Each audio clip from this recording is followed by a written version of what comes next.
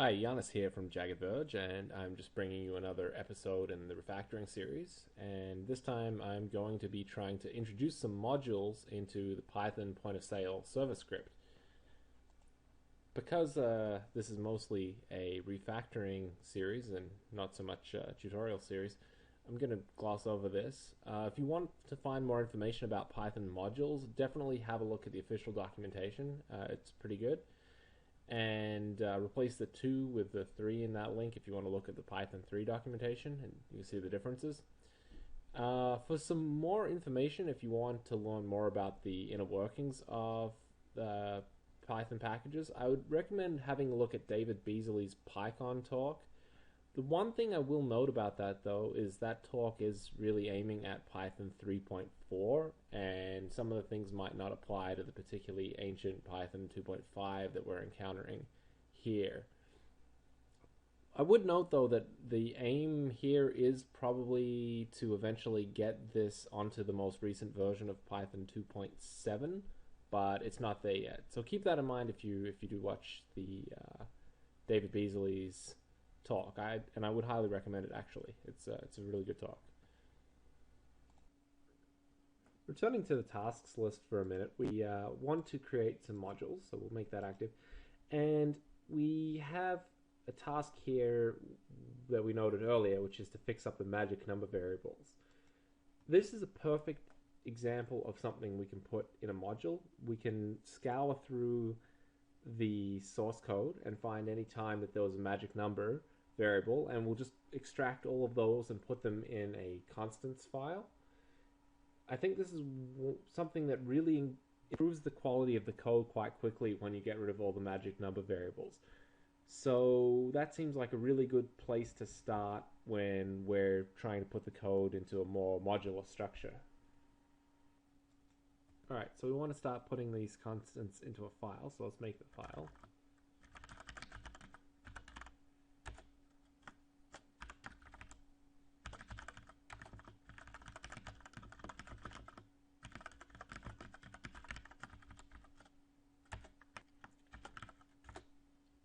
Nothing in there at the moment. And we will import that file with a wildcard import that imports everything.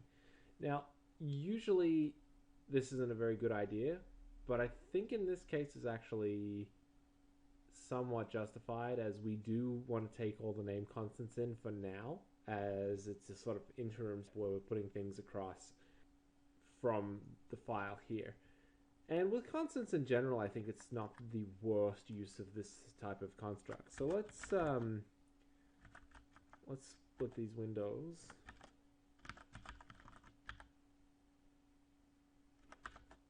Oops.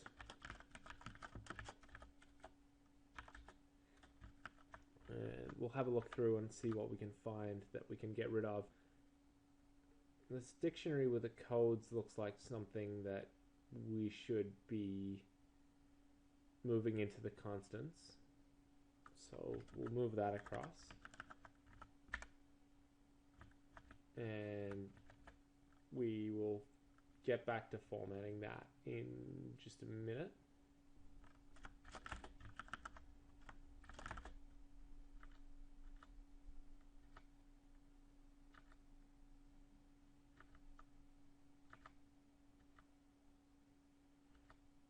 All right, so here's a bunch of what appear to be constants. Now, I'm not sure if they actually are or not, but we'll have a look at how this self-then failure instance variable is used.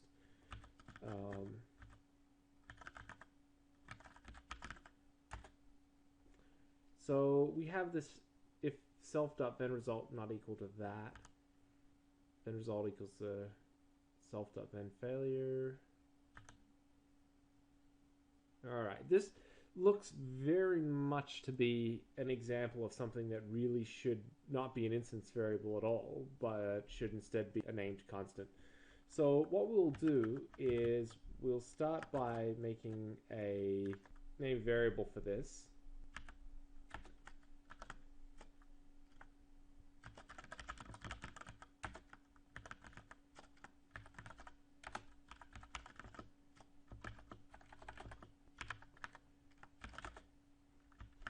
and we'll replace them down here.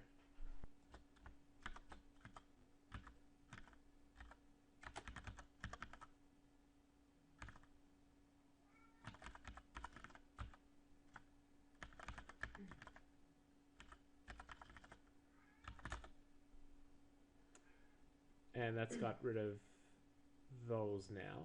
And if we go now back to the first one, that's not necessary anymore. So we'll get rid of that. And now we've got rid of one of those variables. Now we just need to look at the other variables and see if they really should be constants too.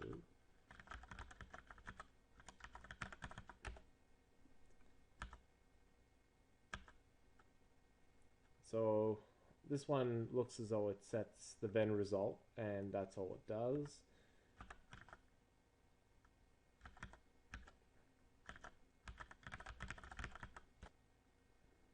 Another one that just sets then result, it would appear. Yeah, so those are looking to be really constants and not instance variables. Because I've just repeated the same thing quite a few times there, I've skipped a bit forward in the video, and you can see that I've now replaced all of those instance variables that should have been constants with proper constants. So I've just saved that. I'm going to now commit those changes. So we can just do git diff, and we can see that now those are gone. And instead of having these instance variables that really should be constants, we just have the constants that have been loaded from the constants file. So we can just add that in now. Oops.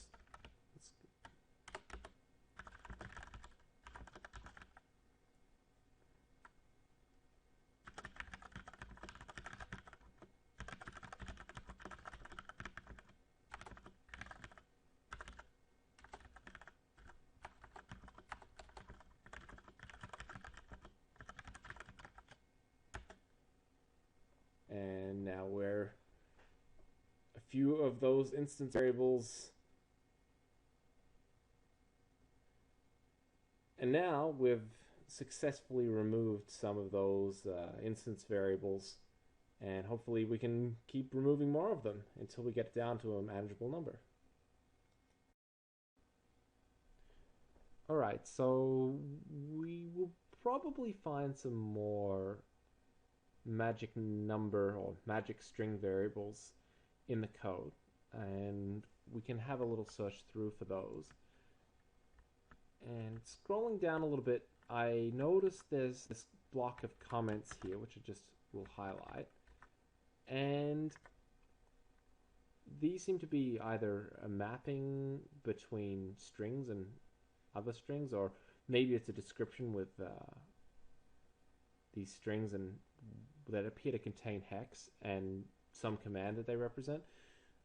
So let's have a quick look to see if that's what they're doing here, if they're just commenting the usage of magic number variables. And it looks awfully like that's what they're doing.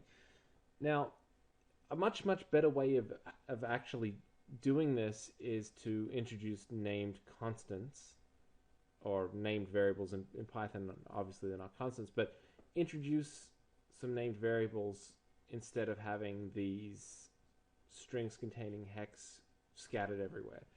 So let's do that next. Alright, we'll just put constants again on the side here. Just make it a little easier to see for the video. And command codes. And we want then, actually, I'll preface and write that down as that. Now we can just replace that where we find it. And we'll need to check that this matches the context because it's just a string. If there was a string 42 somewhere else, then we'd actually be making a mistake here by making it that named variable. But we can see with the comment on the same line of code that that's what it's doing. And I think given the context of where we're at, this seems to be still scrolling up. Okay, do command. So it is taking a command byte and it's doing something with it. So if we go back down to where we found that again, we can just change that over fairly safely. And we should be able to do that and remove the comment, because the comment doesn't really add much to the code once you've introduced a named variable, which is part of the reason why you introduce the named variables in the first place. Now we don't need as many comments, and it also just helps us keep the code cleaner, really. Looking through this command dispatching function, well, I mean, that seems to be what it's doing. I notice a few things that are a little bit concerning.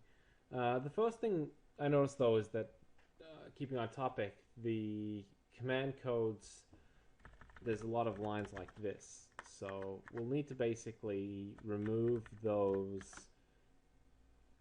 and use the proper constants file for each one of those variables. Okay, once again, I've fast forwarded the video here because I had to essentially repeat the same thing over and over, and you already saw it with the first one. We have these named variables now for all of the command codes. And essentially what we can do is just get rid of this comment block entirely now, as it's no longer needed. The named variables describe what's going on perfectly well enough. So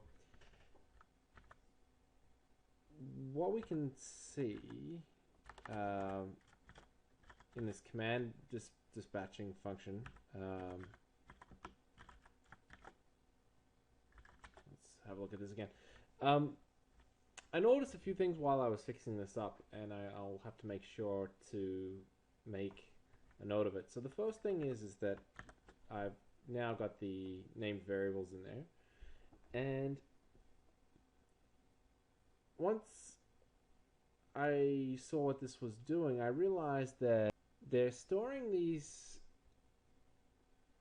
commands that were originally hex, and they're making a string out of it.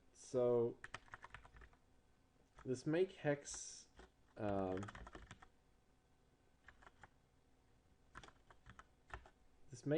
function just takes in something that was, well, a byte, and looks like it just makes a string containing the hex.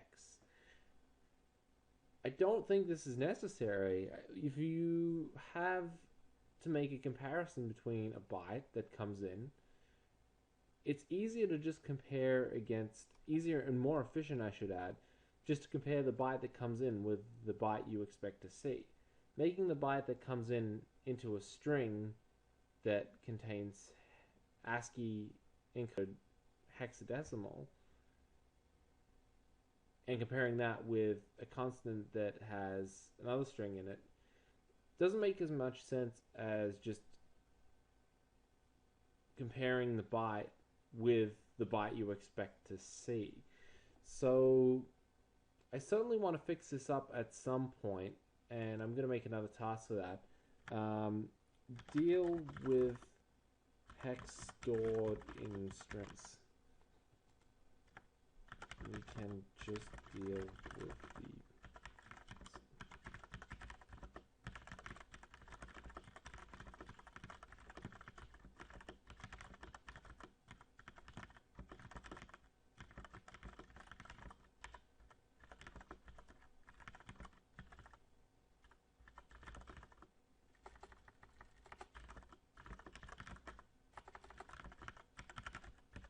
And that's something I definitely will deal with in another video. But for now, we'll just have a search through and see if we can find any more of these just string literals or magic numbers in the code.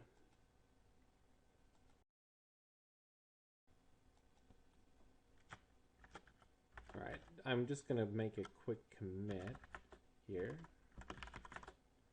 So we see the difference, and we have a whole bunch of those named variables put in place. So we'll just add those.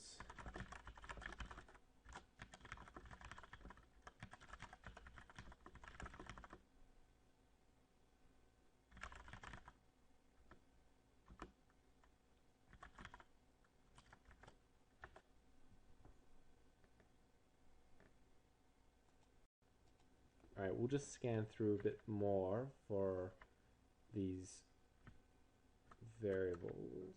All right, here's one in an if statement here, and we have to try and figure out what this 10,000 means. And it looks like it's dealing with some sort of dollar or some sort of amount in cents, I guess.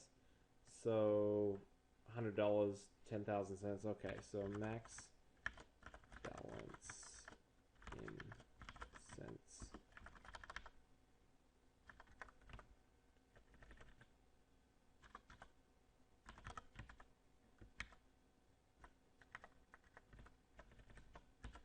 I could try and figure out whether or not this should in the constants file, but I can't really determine that within just a second, and I'm trying to stay on track for the video, so I'm just going to keep going on from here.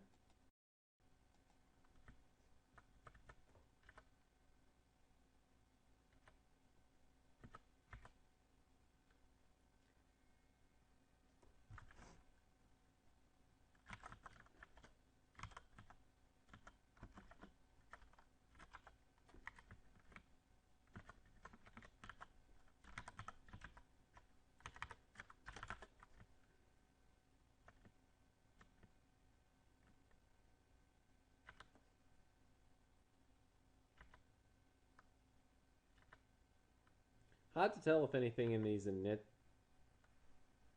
are actually using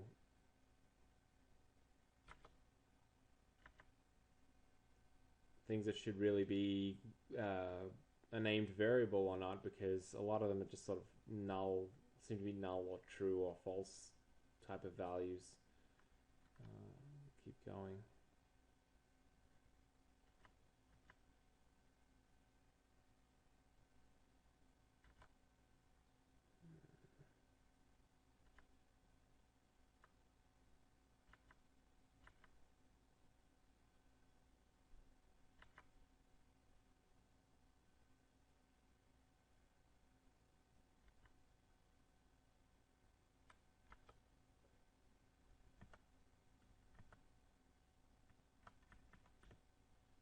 It's funny to actually see something that is using a named variable.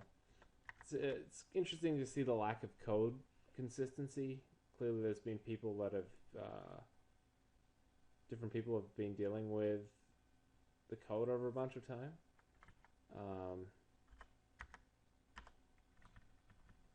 There's another, looks like a byte value here. I have no idea what this actually is, though, so I'll try and track that down at some point in time if I can.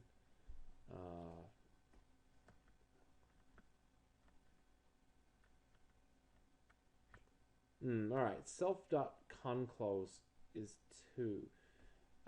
This is a bit concerning.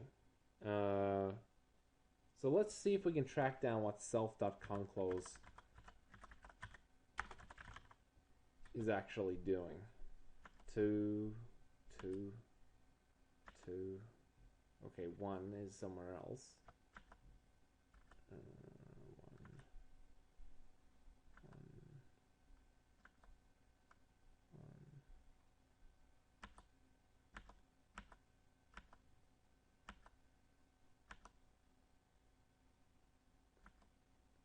Where is this actually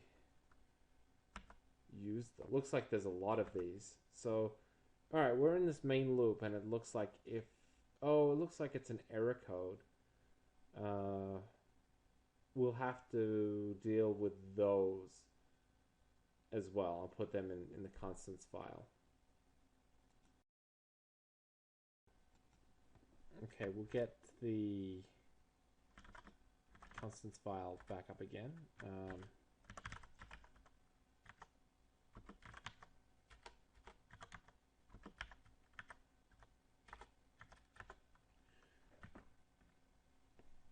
And it looks as though these are just connection status type of things. This might be better to go in with a networking module if there was one, but there isn't at the moment, so I think I'll put it in here with the intention of moving that over if a connection, so if that ends up being created into a module. So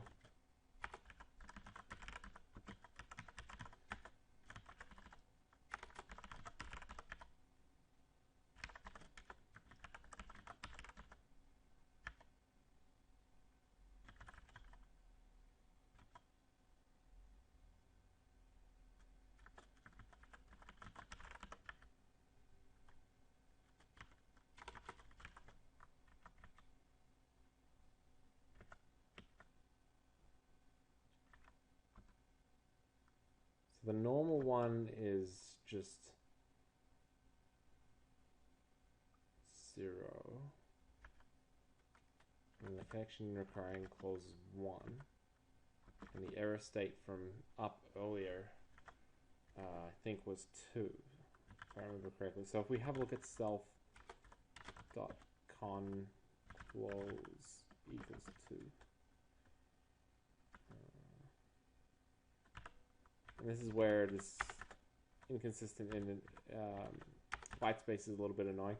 Okay, so yeah, these are just error states. So I think that's probably a good name, connection error. And self.conclose is a bit of a bad name, actually. So I think we'll improve the name here by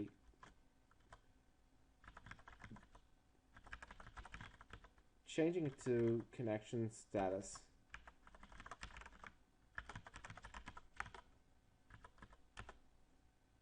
I think that makes it much clearer what's going on. And then what we can do is replace all of the ones where the connection status was 0 and whatnot with the appropriate things. We can do that as follows. So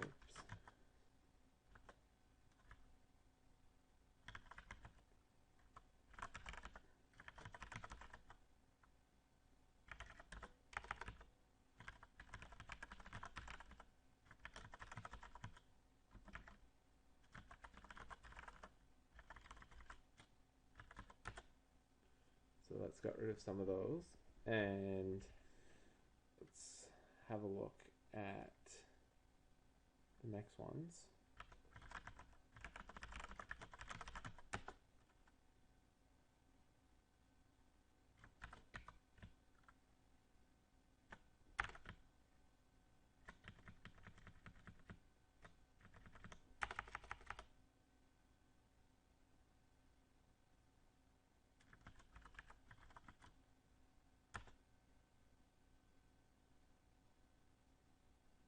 And then the last one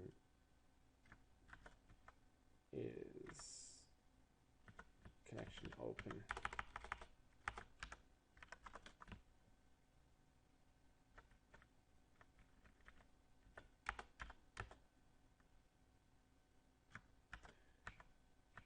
And we'll need to do some variations of the white space here to get all of them. And that's actually something that is a bit of a problem with Python. When you have inconsistent white space, it does make the code harder to edit unless you have an IDE. But even if you do, it's just a good thing to keep things consistent. I mean, because I'm using Vim for this video series, or I could be using other editors, the search and replace does need to actually match. So it's slowing me down, the fact that I'm needing to deal with the differences in the white space here. And we'll just search to make sure we're not missing any here.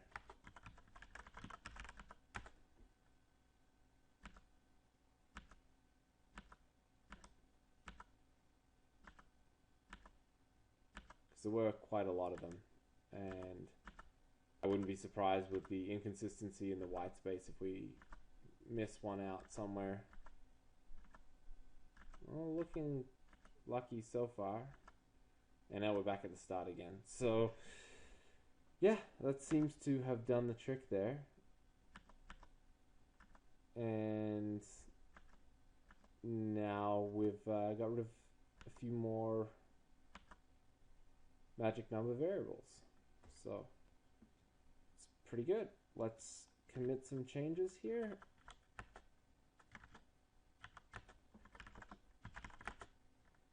Yeah, we can see that we've dealt with that quite nicely.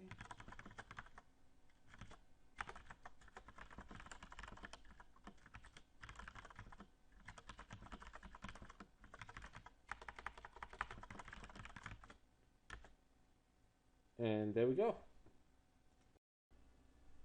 Just to quickly recap, we created a constants module, and then we filled that with the named magic number variables from before. So we got rid of those magic number variables. And we also removed a few instance variables that really actually were just constants. And that's it for this episode. If you've got any comments or questions, please do feel free to post them, and we'll do our best to answer. All right, until next time, see you later.